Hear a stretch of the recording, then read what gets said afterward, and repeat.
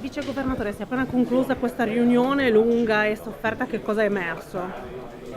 Intanto insieme con l'assessore Scoccimarro abbiamo cercato di individuare soluzioni brevi per rassicurare la popolazione, quindi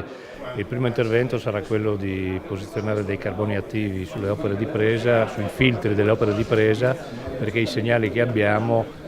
ci fanno ben sperare che questo tipo di operazione riesca a ripristinare le condizioni di utilizzo dell'acqua, che ricordo è potabile ma ha gli aspetti del sapore e l'odore che è insostenibile. Questo potrebbe già dare una risposta ad un fenomeno che noi riteniamo abbia a che fare al combinato disposto della disponibilità dell'acqua anche per effetti programmati dalla manutenzione delle reti e inevitabilmente l'evento calamitoso del 29 di ottobre. Il secondo tema riguarda la complessità della situazione del lago di Barcis,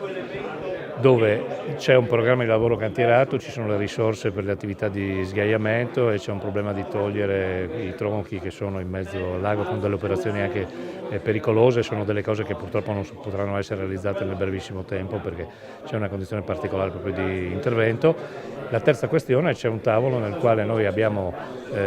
chiesto ai gestori e la Regione parteciperà attivamente a questo tavolo, le direzioni della protezione civile, della sanità e anche dell'ambiente,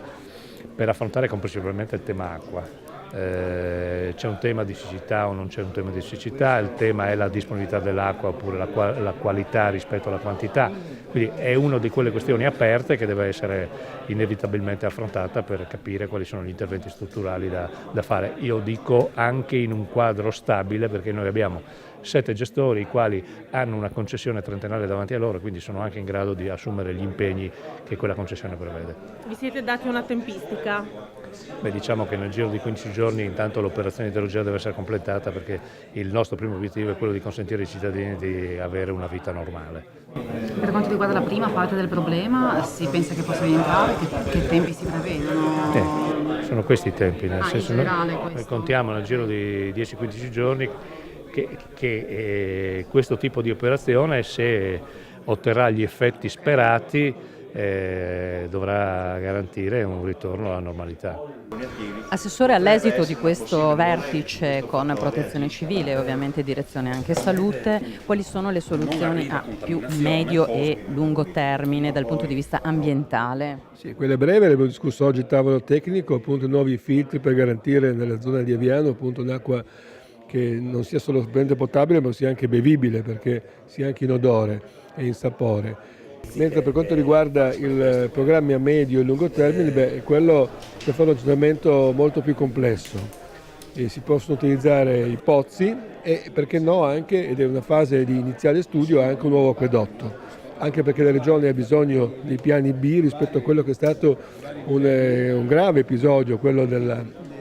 appunto delle alluvioni e del maltempo del 28 e 29 di ottobre. È un fatto eccezionale, perché non era mai successo neanche 50 anni fa, tutto il combinato disposto dell'alluvione più anche il forte vento e quindi gli alberi che sono caduti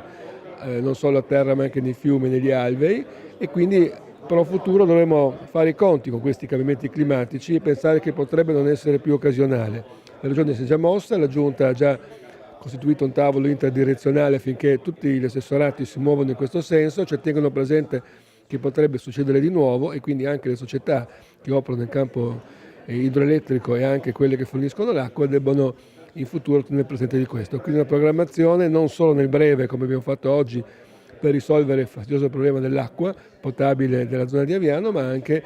per tutta la regione un programma più ampio a medio appunto a lungo termine. Assessore, in merito alla qualità dell'acqua e dai monitoraggi ARPA, che cosa si può dire per rassicurare la popolazione? Io anche oggi ho parlato con i nostri funzionari, i nostri dirigenti, ho sollecitato che vengano fatte ulteriori e puntuali